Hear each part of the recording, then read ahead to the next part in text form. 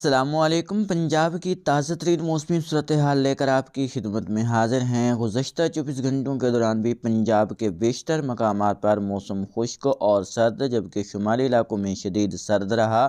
گزشتہ رات سب سے کم درجہ حرارت اٹک میں 1 ڈگری سینٹی گریڈ ریکارڈ کیا گیا، جبکہ اسلام آباد میں 2 اور لاہور میں 9 ڈگری سینٹی گریڈ رہا۔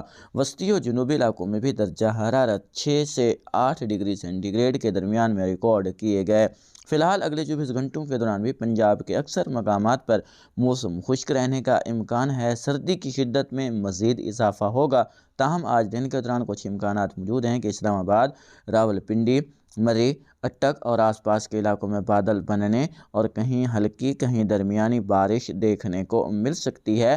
تاہم کل صبح کے دوران پنجاب کے مختلف وسطی اور جنوبی علاقوں میں دھند دیکھنے کو ملے گی۔ آج صبح کے وقت بھی جنوبی پنجاب اور وسطی پنجاب کے مختلف مقامات پر دھند موجود تھی، تاہم 15 دسمبر کی رات سے 16 دسمبر تک پنجاب کے مختلف وسطی علاقوں میں بارش کے امکانات موجود ہیں، جس میں لیا، ڈیرہ غازی خان، ملتان، مظفر گڑھ، چنیوٹ، جھنگ، خانیوال، اسی طرح اگر بات کی جائے سہیوال، قصور، اکاڑا، پاک پتن، لاہور، فیصل آباد، ان علاقوں میں بادل ایکٹیو ہوں گے جو کہیں کہیں ہلکی پھلکی بارش کا سبب بن سکتے ہیں۔